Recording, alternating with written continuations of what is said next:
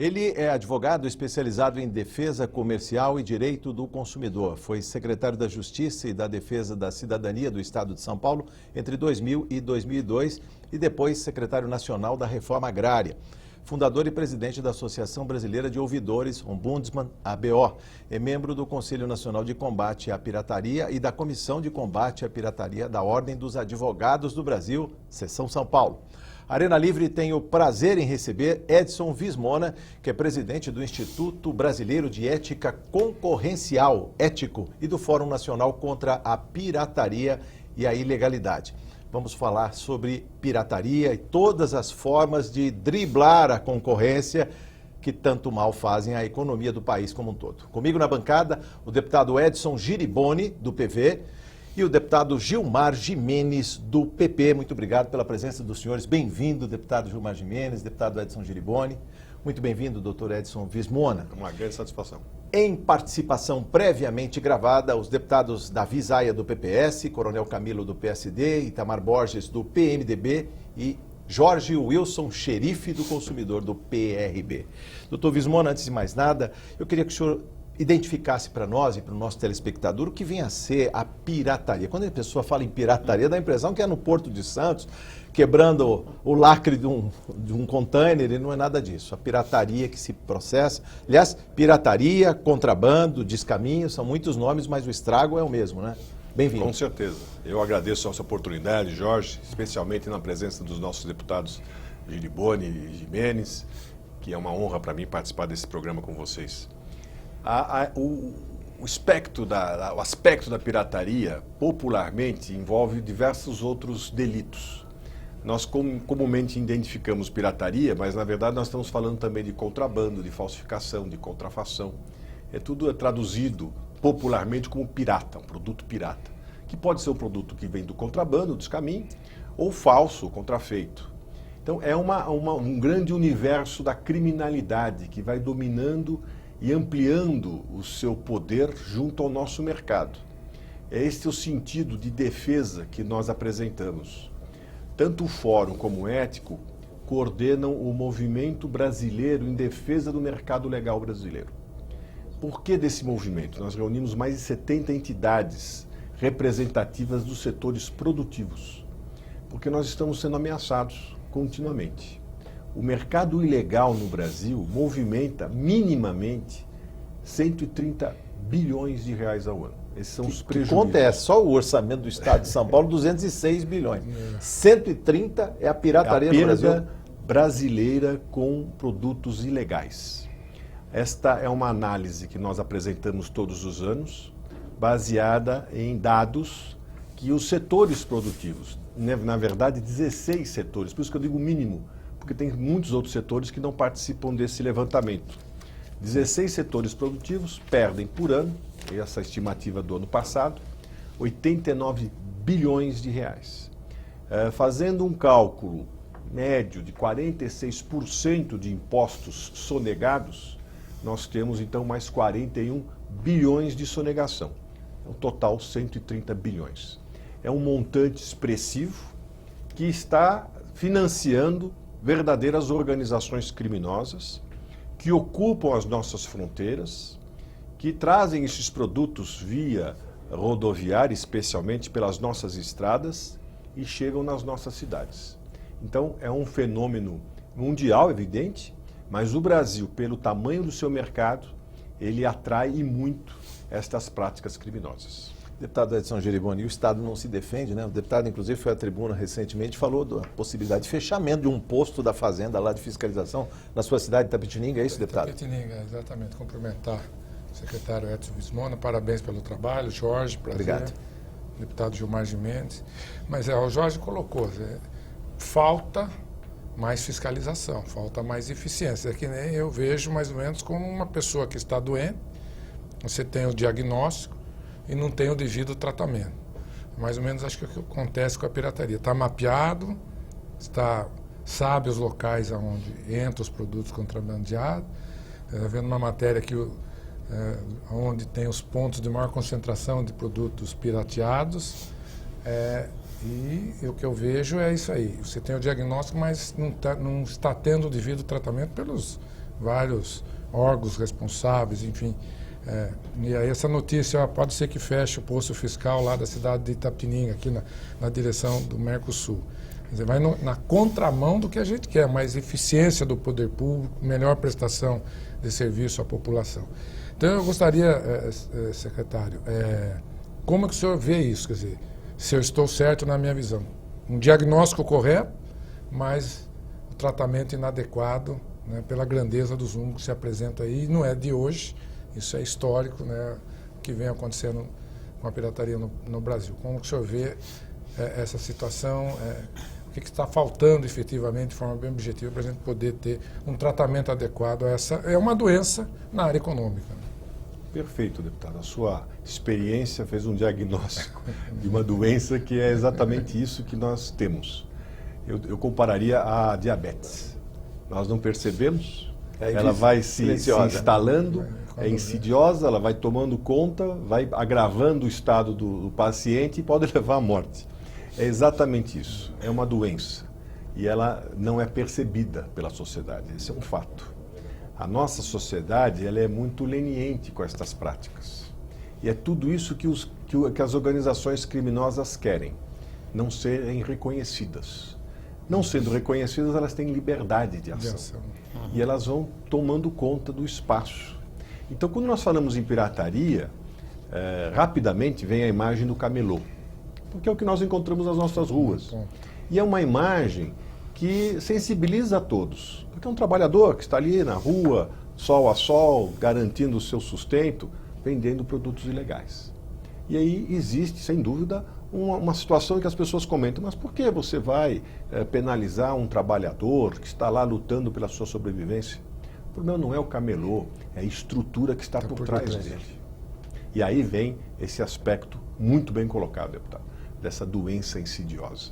Ele está cada vez mais se inserindo na sociedade, no nosso mercado, tomando os nossos empregos, abalando os nossos investimentos, com uma brutal sonegação de impostos, e ela vai ocupando esse espaço, sem que o Estado se perceba. E o Estado não reage, ou reage de forma muito pontual. Essa notícia é grave. Uma região estratégica como Itapetininga, o posto fiscal tem que ser fortalecido e não fechado. Porque nós estamos defendendo o erário. Nós estamos defendendo quem paga imposto. É isso que nós queremos. Nada contra o mercado popular. Isso é um tema que também, muitas vezes, é sensível, especialmente ao parlamento. Não temos nada contra o mercado popular. Vamos vender produtos baratos. Problema algum. O que nós temos é tudo contra o ilegal. Porque o ilegal é exatamente isso. Ele vai incorporando, ocupando o espaço do Estado, da economia formal, da empresa que investe, que emprega, e às custas da saúde do consumidor. Porque esses produtos, muitas vezes, eles afetam diretamente a saúde das pessoas. Eles não atendem aos regulamentos técnicos, eles não têm nenhuma avaliação do seu conteúdo. Então, brinquedos, já encontramos quantas vezes brinquedos construídos com plásticos decorrentes de lixo hospitalar. O cigarro paraguaio, isso é brutal. Nós sustentamos a indústria do Paraguai com o contrabando de cigarros. Mais de 56 bilhões de cigarros do Paraguai vêm para o Brasil. Hoje o líder de mercado no estado de São Paulo é uma marca paraguaia. Não é a marca brasileira. Né? É um produto que vem do Paraguai sem pagar imposto e é vendido pela metade do preço. Nós não sabemos o que esse cigarro tem. O teor de nicotina, de alcatrão, sujidades, tudo isso já foi identificado. Mas nós não temos controle, porque eles ignoram a Anvisa, eles ignoram a Receita Federal. É esse aspecto que nós temos que enfrentar. Sobre cigarro, vamos fazer um capítulo especial aqui dentro deste Arena Livre. Eu passo a palavra ao deputado Gilmar Gimenez. Deputado Gilmar Gimenez, que foi diretor da Prodesp, né? Prodesp. É importante lembrar que os nós tecnológicos já foram superados, ou seja, pela informática é possível saber onde está o movimento das coisas. Bem-vindo a esta arena, deputado. Bem-vindo. Prazer estar aqui com o secretário Vismona, Jorge, deputado Geriboni, dizer da importância realmente que é um debate desse porte, né? A gente tem a preocupação com os números, né, que o senhor passou aqui, né? só aí o número de previsto aí, né, o montante da ordem de 130 bilhões, né? E aí eu volto ao que o deputado Geriboni estava dizendo. Na minha cidade, em Fernandópolis, estamos com a mesma situação, também do fechamento do posto da Fazenda na minha cidade, que faz divisa ali com Minas Gerais, com Mato Grosso, que por sua vez faz divisa lá em cima com a nossa fronteira, vamos chamar de uma fronteira perigosa, né? Ali acho que é um ponto de entrada forte de vários produtos que a gente acaba tendo aqui, essa receptação aqui nos grandes centros, né? Então, a questão tecnológica, como disse aqui o Jorge, já foi bastante avançada, a gente sabe onde tem os pontos certos para se trabalhar. Agora, uma preocupação muito grande, lógico. Aliado a isso, você tem um outro ponto, que é a questão do desemprego, é a questão então do atendimento à massa, né, o popular, o produto popular, aquela pessoa que não tem um emprego vai montar ali a sua banquinha para vender o seu produto, para sobreviver. A gente tem que olhar também esse ângulo, né? Mas isso não significa que não tem que ser acompanhado e não tem que ser olhado a questão das nossas fronteiras para que não adentrem produtos não só de péssima qualidade, né? Você acabou de citar a questão do cigarro, né? Imagina, se o cigarro normal, vamos dizer assim, já é um produto que faz muito mal à saúde, comprovadamente, imagina um produto que vem com essa qualidade que a gente naturalmente não conhece, né? E lógico, dezenas de outros produtos, né? Então acho que é realmente uma importância vital esse debate, mas acima de tudo o que a gente percebe é a fiscalização, naturalmente, que nós temos que melhorar para que isso a gente chegue a números aceitáveis, pelo menos, né? Exatamente isso. Estou na frente de 2 parlamentares que representam 2 regiões estratégicas do nosso estado e que trazem essa notícia preocupante do fechamento de postos fiscais. Sul e né? noroeste do Exatamente, estado, né? as 2 regiões fundamentais. Por onde entram? Porque nós temos, de um lado, as mercadorias que vêm do Paraguai, elas vêm depois para o Paraná, ou elas entram por Prudente, pela região do Pontal, ou vêm pelo sul e passam ali exatamente na cidade de Itapetininga e chegam... É rota, né? É rota. O mesmo com Fernandópolis, porque São Paulo, a cidade de São Paulo, é o grande distribuidor de produtos ilegais para o Brasil. Então alguém pode pensar, mas Fernandópolis não é uma rota de entrada. Pode vir de Mato Grosso, Sim. Então, com certeza, mas também pode ser a rota de saída, porque os produtos saem da cidade de São Paulo e se espraiam Rio de Janeiro, Minas Gerais e vão para o Nordeste. Então é uma área estratégica a cidade de São Paulo. E o Estado de São Paulo tem que estar preparado para isso. Nós, invariavelmente, nas campanhas eleitorais, especialmente para a presidência da República, os candidatos intensificam muito o foco das nossas fronteiras, o que é absolutamente necessário, é uma verdade que nós precisamos enfrentar isso. Controle das nossas fronteiras. Mas também os estados têm participação nisso. Então, nós temos a área federal nas nossas fronteiras, mas nós temos a política do Estado para controlar as suas estradas, suas rodovias. Então, tem um papel importante a ação repressiva do Estado, não só no mercado, como também nas nossas estradas. Acompanhar o trânsito de mercadorias ilegais pelas nossas fronteiras. Isso é uma preocupação estratégica importante. Se nós não tivermos isso, nós estamos deixando, mais uma vez, o espaço para a criminalidade. E essa ação coordenada, ela é necessária. Nós temos que combater a oferta. A oferta é a repressão. Nós não vamos conseguir conscientizar as organizações criminosas que, olha, veja bem, não é bom isso. Não tem conscientização. É repressão. Temos que agir com repressão. E quem olha o camelô como coitadinho, como aquela pessoa benevolente que diz, vou jogar uma latinha pela janela do carro para dar emprego para gari. Isso não é argumento? Não, de forma nenhuma. De forma nenhuma, Jorge. É exatamente esse o critério que nós temos que adotar, né? Uma visão de mercado. Como a gente vai combater a oferta? Com repressão. Demanda, conscientização. Então nós temos um trabalho forte nesse sentido. No mês passado, no final do mês, nós fizemos uma forte campanha com o mote do Brasil que nós queremos.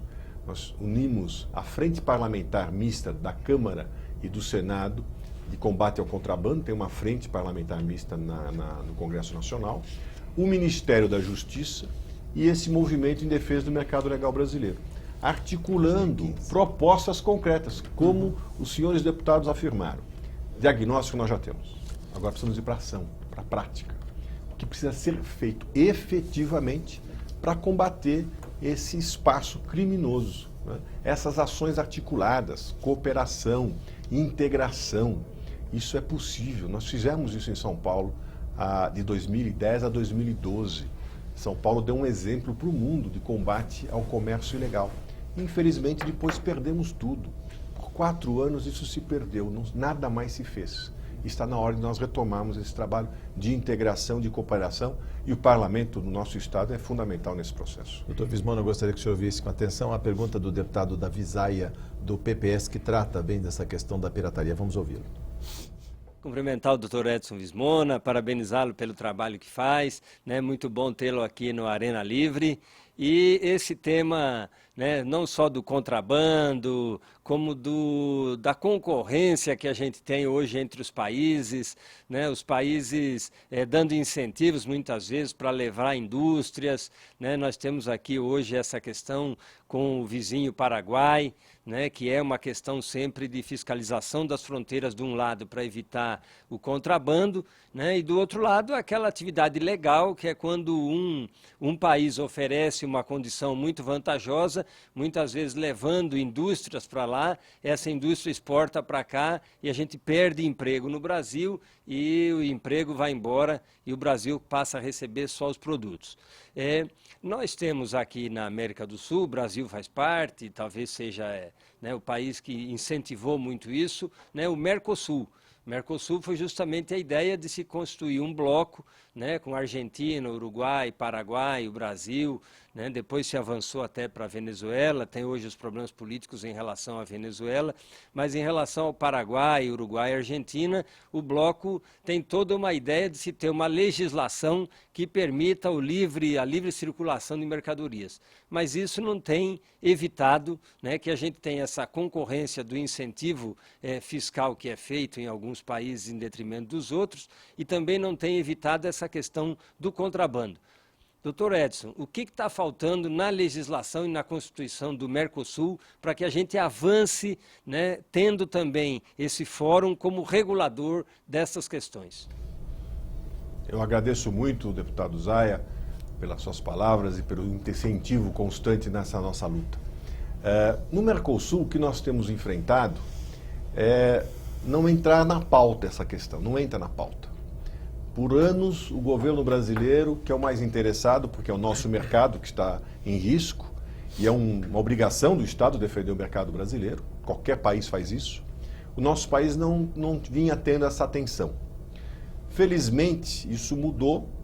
Pela primeira vez, o Itamaraty, com o ministro Serra e agora com o ministro Aloysio, pela primeira vez assumiram esse tema como um dos temas da pauta nas negociações bilaterais e multilaterais do Mercosul ou as bilaterais com o Paraguai, por exemplo. Então, pela primeira vez, esse tema foi colocado em discussão com os governos dos países vizinhos. Isso é um primeiro passo, mas nós temos que intensificar isso, porque se não houver a cooperação também entre os países que sofrem, porque as rotas do tráfico de drogas, de armas, são as mesmas que o contrabando. Então, está tudo interligado. Então, há que ter uma ação regional dos diversos países afetados, não só aqui do Mercosul, mas de toda a América Latina. O Brasil tem 2 tríplices fronteiras importantes. Brasil, Paraguai e Argentina, conhecidíssima, onde nós temos aqui a Ponte da Amizade, sim, o Lago do Itaipu, e temos uma outra que agora começa a despertar atenção, pelo que ocorreu nos presídios do norte, que sem dúvida alguma uma reação, é uma briga entre organizações criminosas, de um lado o PCC, do outro a Família do Norte, ou seja, aquilo foi uma reação do espaço que as organizações criminosas estão ocupando. E qual é o foco dessa briga? É a tríplice fronteira Brasil, Colômbia, Peru, porque ali o tráfico de drogas está cada vez mais forte, por vias fluviais. Ou seja, tudo isso está acontecendo e nós somos espectadores. Nós não podemos, nós temos que ser protagonistas. Quando nós falamos em programa de controle de fronteiras, esse é um tema que nós levamos logo que o senador Serra, ainda candidato, se apresentou, e nós levamos esse tema para ele. Se nós não ocuparmos esse espaço e articularmos esse controle de fronteiras, vai ficar tarde. Terra de ninguém, né, doutor? Vai ser muito tarde. Ou seja, eles já estão ocupando a fronteira. E nós temos que investir em equipamentos, Nós já temos o diagnóstico, né? O deputado Geriboni e o deputado Gimenez já falaram do diagnóstico. Nós temos esse diagnóstico. Nós temos que monitorar o lago de Itaipu. O trânsito de navegação ali, ilegal, é extremamente forte, é intenso. E a gente fica assistindo com binóculo, né? Então temos que ocupar esse espaço de controle, temos que investir. Falar nisso nessa época é difícil, né? Todo mundo com carência absoluta de recursos, mas se nós não identificarmos algum recurso para esse controle fronteiriço, envolvendo os países do Mercosul, como colocou o deputado Zaya, vai ficar cada vez mais difícil. Nós vamos perdendo esse espaço e todos nós sabemos que o espaço perdido para o crime, para recuperar o investimento, talvez nem consiga mais ter resultados, porque eles já ocuparam esse espaço e acabam dominando esse comércio e essa ligação entre os países. Deputado Geriboni. Pelo tudo que a gente escuta, na verdade, em termos de legislação, não tem muito o que fazer, porque a pirataria por si só já é uma ilegalidade. Toda ilegalidade se tem alguma penalidade. Me parece que o que falta realmente é isso ser colocado de uma forma prioritária pelo governo federal e pelos governos estaduais também, principalmente nas questões das fronteiras. Agora, é uma questão cultural, falta de sensibilidade das autoridades públicas, porque investimento nunca tem para tudo. Investimento é priorizar algumas ações. Cobertor curto, você já ouviu falar? Nunca vai ter um cobertor que sobre, né? Nosso cobertor sempre é curtinho. Sempre é curto, né? Mas assim, um dia desses também teve, tempo atrás aqui na Arena Livre, o ex-ministro Roberto Rodrigues da Agricultura, tinha acabado de sair Sim, da Fiesp. Deu uma aula do Ministério. Deu uma aula da agricultura. Tivemos aqui, aprendemos muito com ele. Eu perguntei a ele, o ministro, o senhor acabou de sair, tinha ficado 5 anos como ministro, muito próximo do então presidente Lula, e muito do que o senhor falou, o senhor não conseguiu implementar. Por que isso? Até ele falou, você me deu uma sinuca de bico, né? Mas aí ele falou que era uma questão cultural. Teve grandes embates com a área econômica do governo, porque a área cultural, no entender dele, tem sempre uma visão muito urbana da realidade do país. Então eu pergunto, será que também não é uma questão cultural? Será que não falta um pouco de sensibilidade dos poderes públicos como muito bem colocado, de um problema seríssimo que está permeado, atingindo aí grande parte da nossa economia e, pelo menos, eu não vislumbro ações concretas para combater, né, um mal importante para o país, né? Nós que já ocupamos um cargo no Executivo sabemos que cada dia é só agonia. Né? Todo dia tem uma Foi vice-prefeito de Itabetini, cada dia uma agonia. Tem essa experiência. De uma entra em outra, né? Cada dia aparece uma coisa nova, você tem que sempre procurar um recurso aqui, enfim, para tentar atender uma demanda. É da natureza da administração pública e também da iniciativa privada, isso não vale para os dois lados. Na verdade, é exatamente isso, deputado. Como a população não vê isso como um problema muito sério, ao contrário, até às vezes critica quando você atua no combate a esse comércio ilegal, a gente vê que na esfera política, muitas vezes as pessoas, os administradores falam, não, por que eu vou mexer nisso? Isso aí não está me dando problema. Ele não sente essa questão. Como dissemos desde o primeiro momento do nosso programa, é uma diabetes. Ele vai tomando conta do nosso organismo social. Ele vai esgarçando o tecido social. Lógico. Ele vai afetando as relações do Estado com a população. Nós temos exemplos gravíssimos, né? Especialmente no Rio de Janeiro. O crime organizado ocupou aquele espaço e o Estado é um mero espectador, muitas vezes, do que ocorre lá. E quando vai ocupar... Vítima, no caso dos policiais, foram 51 mortos em 100 primeiros dias de 2017. E quando vai para o embate, vai ter que ser com embate, né? Os resultados são de guerra civil. Por quê? Porque eles estão consolidados. Então nós temos que ter consciência, né, dessa doença que vai cada vez mais contaminando e esgarçando o tecido social. É a ilegalidade, é a criminalidade. Esses bilhões de reais não estão indo para nenhuma associação beneficente ou filantrópica. Está alimentando organizações criminosas que utilizam esse recurso para corromper, para cooptar, para comprar armas, munição, drogas, para ocupar espaços dentro da sociedade. É muito dinheiro. Então nós temos que ter essa visão clara, Essa consciência não é cultural. O senhor tem razão, a visão é de que culturalmente isso não interessa, mas nós temos que ver que é muito mais do que isso, né? Esse é o nosso papel, despertar a atenção das pessoas, mostrar, olha, você não compre produto ilegal. A atenção dos nossos governantes, vamos começar a cooperar as ações, Polícia Civil, Polícia Militar, Guarda Civil Metropolitana, processo de inteligência, de conhecimento, de informação. Ou seja, eu não quero... Nós temos acompanhado o trabalho de fronteiras. A Procuradora da República informou que em Foz do Iguaçu você tem mais de 24 mil inquéritos de contrabandistas. Ora... É um peso para a justiça também. Mas aí, o que nós vamos fazer com esses 24 mil inquéritos? Esses são os que estão operando, né, nas vanzinhas, enfim, no varejo. Vamos começar a fazer interligação, nós vamos chegar nos grandes operadores. Sim. E é aí que nós temos que chegar. A inteligência policial, a inteligência militar tem que ser utilizada para chegarmos nos operadores. Sobre essa inteligência, deixa eu guardar a sua pergunta, deputado, que a gente volta no próximo bloco com mais Arena Livre. Espera, até já.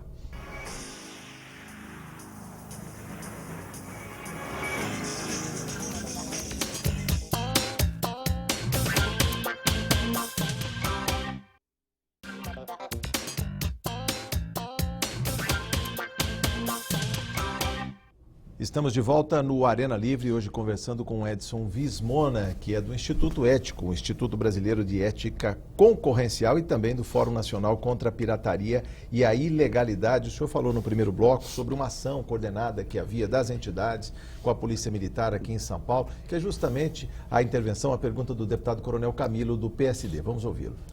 Vismona, queria saber... Por que isso não anda mais, né? Nós trabalhamos juntos, eu comandei a região central, criei até um pelotão na área centro aí, com vários policiais, 30 policiais na realidade, que a gente chamou de pelotão centro legal. Legal porque era uma forma de ficar próximo da população e legal porque era da lei, legal mesmo.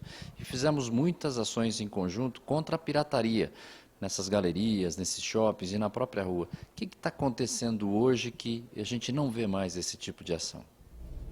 Saudades da época do Coronel Camilo, do secretário Edson Ortega, que acompanharam e fizeram um trabalho magnífico nesse combate. Foi um exemplo para o mundo.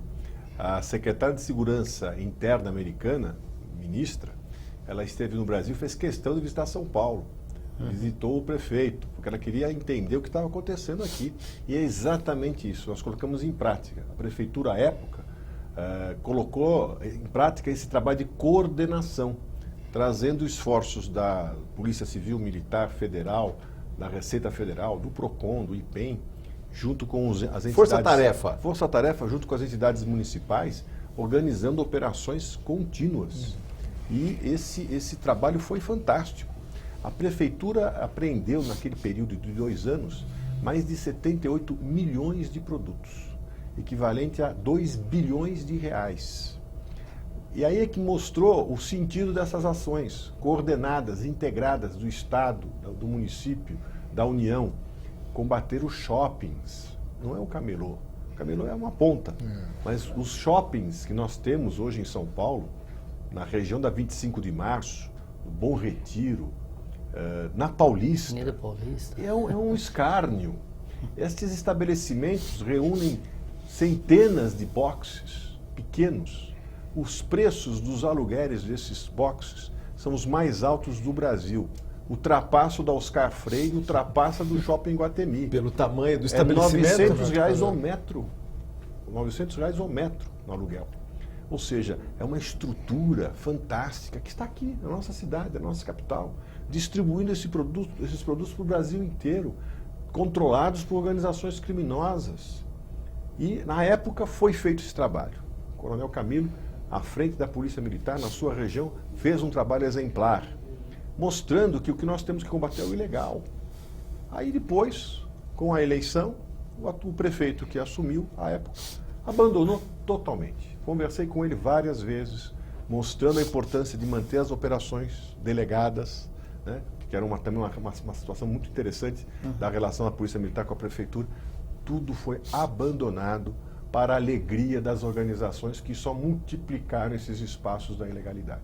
Temos a Feira da Madrugada, que foi licitada pela Prefeitura. Que já deu filhotes pelo interior, E várias cidades. já é uma franquia, né? Para o Brasil inteiro. Você tem feira da madrugada nas cidades do interior do Brasil inteiro. É uma franquia da ilegalidade. E nós assistimos isso. Então o que aconteceu? A prefeitura parou com tudo isso. A nossa expectativa é, apresentando esses trabalhos e com a sensibilidade do atual prefeito, de termos retomado essa ação, né? Numa outra dimensão, que eu acho que é possível, é necessário e nós vamos trabalhar para que isso aconteça. Deputado Gimenez. O que a gente percebe realmente, secretário Vismona, é a questão da cultura, conscientização, né? A gente percebe que a população não tem essa conscientização, faltam números muitas vezes, para que se perceba que naturalmente, em se corrigindo parte que seja dessa pirataria, com certeza a gente poderia, a médio prazo, de repente, buscar aquilo que se quer, que é o quê? Diminuir o tributo para quem paga o tributo legalmente, né? Que se a gente estancar um pouco disso que se perde, com certeza dá para compensar o outro lado, que é legal, né? Aquele que paga e muitas vezes vê a concorrência na sua porta ali, né, com a pirataria, né? O outro lado é, primeiro, ficar feliz de ouvir que o senhor está conversando aí agora com o prefeito Dória e que ele está disposto a, de repente, reabrir essa situação de fiscalização, de busca da melhoria para que a gente diminua a pirataria, né? Eu lembro muito bem, há uns anos atrás, o senhor vai lembrar bem disso, tivemos a CPI da pirataria, né? Com o Júlio Sebeghini, o Medeiros, eu lembro até que o Medeiros estava quase super preocupado aí, né, em ser pego aí pelos grandes da pirataria, né? Porque o problema não está ali naquele pequenininho que a gente vê aí, que muitas vezes é visto com aquele coitadinho, porque também precisa do emprego, precisa sobreviver, né? Mas é o que o senhor falou, nós precisamos pegar a origem do problema, né? Que é lá em cima, é o topo da pirâmide, né? Então, por outro lado, é isso. É bom ouvir que nós temos um prefeito que está disposto novamente a voltar a isso, né? Eu acho que o Estado tem que entrar mais forte. E aí, de repente, entra um pouco mais também da publicidade, né? Na conscientização, a publicidade é importante. Colocar para a população realmente os números estratosféricos, né? Que se perdem com a pirataria, né? Acho que é por aí o caminho. Não tenha dúvida. Mais uma vez, nós já sabemos o que fazer. Preciso ter vontade política, determinação para combater esses grandes males. O Estado de São Paulo está fazendo uma ação muito interessante no combate à fraude de combustíveis. O próprio governador, que é o secretário da Justiça, da Segurança, o próprio prefeito se integrou a esse processo, porque é uma outra face da ilegalidade, fraude de combustíveis, né? Que afeta diretamente a todos nós e também movimenta mais de 6 bilhões de reais. 6 bilhões? 6 bilhões só a fraude de combustíveis. Mas o incauto consumidor que manda encher o tanque não tem essa percepção. Por isso que nós temos que ter Ele essas vai ações atrás do preço mais barato. Exatamente, né? Temos que tomar cuidado. Porque se não combater, eles vão crescendo. É exatamente isso que acontece. Se você não tiver um combate articulado, permanente, ações consistentes, Concreto. E não é uma operação aqui, outra daqui 6 meses, tem que ser sempre. Você tem que ocupar esse espaço, diminuir, colocá-los na marginalidade. Se não fizer isso, eles vão assumindo o centro das operações. E perde o nosso comércio, né? Quantas vezes, conversando com os comerciantes da região da 25 de março, eles davam depoimentos muito fortes, dizendo, eu estou acabando, estou indo que mandar embora meus funcionários, vou fechar minha loja, porque eu não consigo concorrer. Eu tenho que pagar todos os impostos. Eu tenho que respeitar os alvarás, as licenças de funcionamento, todas as posturas sanitárias, de bombeiro. E você tem os shoppings 25, verdadeiras bombas. O Shopping 25 Brás já pegou fogo 3 vezes. Por sorte, foi de madrugada. Mas ele sobrevive depois. Por sorte. Se fosse durante o dia, seria uma tragédia mundial. Sobre a questão do cigarro que está na campanha, até chama a atenção dos deputados aqui, na página do fórum, na internet, a campanha do cigarro que fala que quanto mais aumenta o imposto, mais favorece, no caso, o falsificador de cigarros, né? Esse cigarro paraguaio que entra no Brasil. Mas parece que a Organização Mundial da Saúde preconiza exatamente que os governos aumentem a alíquota de impostos para diminuir o número de fumantes, para as pessoas abandonarem o vício. Como é que fica a postura? É verdade. A OMS faz essa recomendação. Sim. Que o aumento de imposto é inibidor do consumo. Porém, a própria OMS faz uma ressalva. Temos que ter uma atenção para o mercado ilícito. Sim. Porque senão você tem um efeito contrário. É o que está acontecendo no Brasil, né? todo cigarro é altamente taxado no mundo inteiro. No Brasil, só em São Paulo, nós tivemos um aumento de 7% de pontos do ICMS de um mês para o outro. Do final de 2015 para 2016. Foi o cigarro e foi a cerveja. Aqui também, em contrapartida, houve a redução dos genéricos, os remédios genéricos. Tivemos audiências públicas Estava aqui. aí, exatamente. A Assembleia Legislativa patrocinou essas assembleias, essas audiências públicas, o que foi muito importante, mas tivemos um aumento. O resultado foi imediato. Por que o cigarro paraguaio lidera o mercado paulista? Porque aqui o ICMS está em 32%. Então, que o imposto seja alto, não há problema. O que não pode é ter um aumento desproporcional do imposto num curto prazo de tempo, desequilibrando o mercado. É o que aconteceu. São Paulo é o exemplo do que pode ocorrer. Ou seja, um aumento alto, em pouco tempo, desequilibrou. O mercado ilegal cresceu, o legal diminuiu e o ilegal assumiu a liderança do mercado. Um tiro no pé, diriam os economistas, do efeito Tanzi. Quando mais se tributa, menos se recebe na boca da fazenda, do cofre, né? Chega num ponto que não adianta, você não arrecada mais, você vai perder a arrecadação. Vamos ouvir agora a pergunta do deputado Itamar Borges, do PMDB. Vamos ouvi-lo. Importante essa iniciativa da TV Alesp e a autoridade que o Vismona tem para tratar desse assunto ainda maior. Eu queria, Vismona, deixar aqui uma pergunta que, inclusive na comissão que presido na Assembleia, incomoda muito, que é a Comissão de Atividades Econômicas. Esse tipo de atividade, de iniciativa, a pirataria em si, além de prejudicar o Brasil, ela também não prejudica o brasileiro, que muitas vezes até acha que o custo está lhe beneficiando, mas isso não está gerando desemprego, exportando emprego para outros lugares, e além, claro, da gente estar estimulando uma prática errada e ilegal? Com certeza, agradeço, deputado. Suas palavras, é exatamente isso, nós estamos perdendo empregos. Recentemente num momento que não deveria, 13 milhões e meio de desempregados. Momento dramático. E a gente manda lá para o Paraguai. Nós temos fábricas, por exemplo, de tênis na região de Franca, né? E sofrem dura concorrência do tênis contrabandeado, fechando postos de trabalho no estado de São Paulo. É o polo importante calçadista, afetado duramente. Vestuário, né? Nós temos permanente contato com a ABIT, a Associação Brasileira da Indústria Têxtil. E eles dão esse depoimento. Eles estão perdendo hoje 29 bilhões de reais, roupa, vestimento, vestuário contrabandeado, falso, pirateado, afetando a nossa indústria, que é uma indústria, não é de enorme porte, são indústrias menores, que não tem como suportar essa concorrência do ilegal. Eu falei do lojista da 25 de março, do desespero dele. Ele falou, eu tenho aqui a loja, o senhor de origem libanesa, tem a loja aqui há décadas, e agora eu chego nesse momento, tenho que pensar em fechar. Então é exatamente isso, o deputado posicionou muito bem, questão dos empregos. Não é uma possibilidade, é a realidade que está acontecendo agora.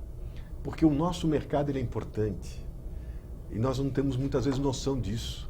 Nós somos o maior mercado da América Latina, um mercado comprador. E nós estamos jogando esse mercado na ilegalidade. É esse o fato. O senhor falou do emprego, de exportação de empregos, mas às vezes os empregos também estão precarizados aqui dentro, produzindo marcas que o consumidor acha que são originais, está pagando por ela. Aliás, essa questão colocada pelo deputado Jorge Wilson, xerife do consumidor do PRB. Vamos ouvi-lo.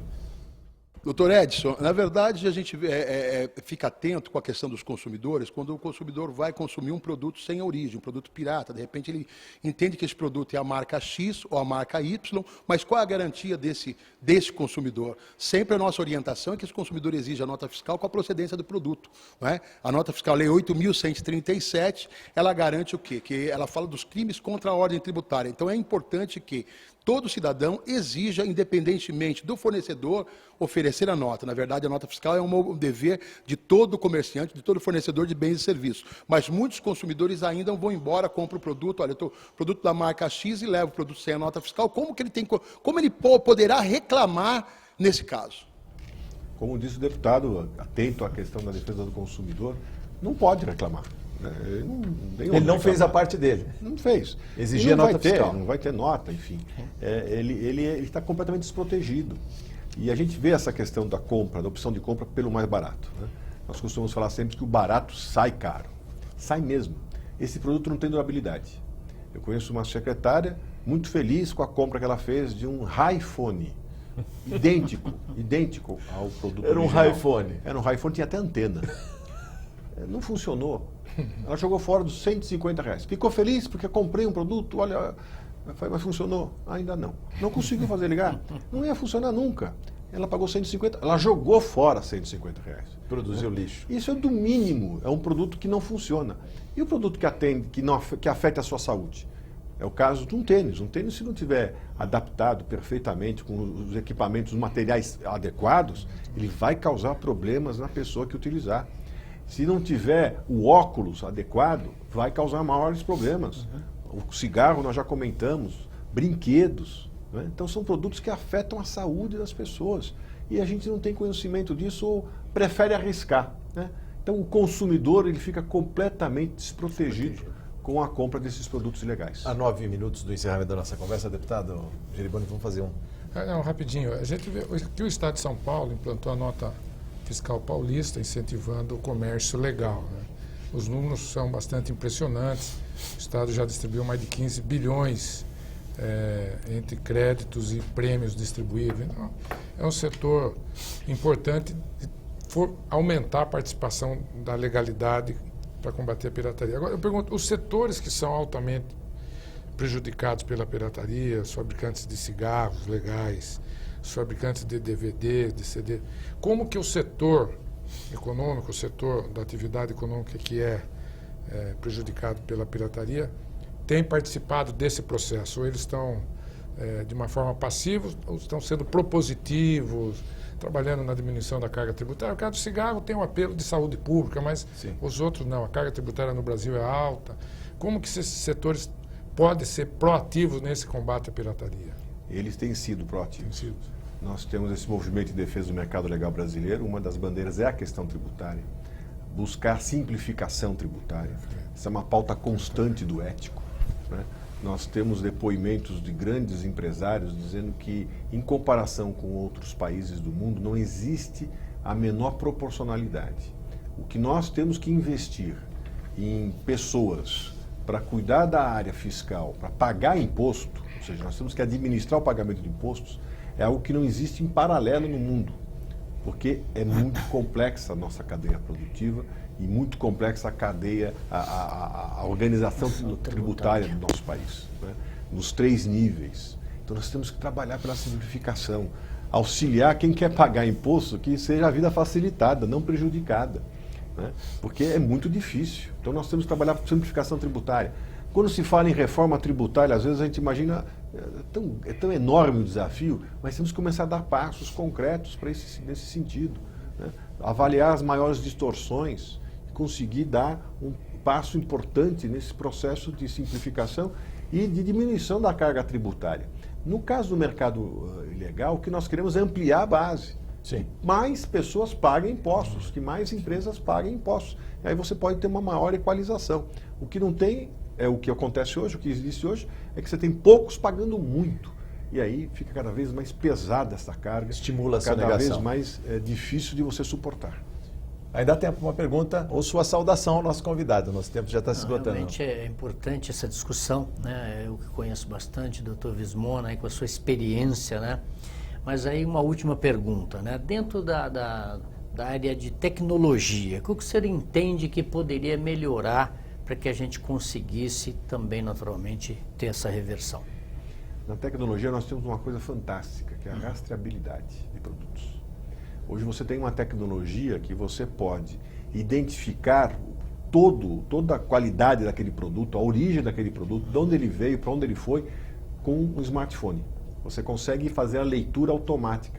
O consumidor assume o controle da comercialização. Isso é fantástico, é revolucionário. Então, é exatamente isso, deputado, a tecnologia. Você pode, incorporando processos de rastreabilidade, você tem o QR Code, mas tem processos até mais avançados, que o consumidor ele vai conseguir ler com o seu leitor do smartphone todas as características desse produto. Não só o consumidor, qualquer policial, qualquer pessoa vai poder acompanhar onde esse produto foi fabricado, onde ele foi vendido, se ele é roubado, que é outra parte complicada no mercado ilegal, é o roubo de cargas, que é ficar crescendo exponencialmente.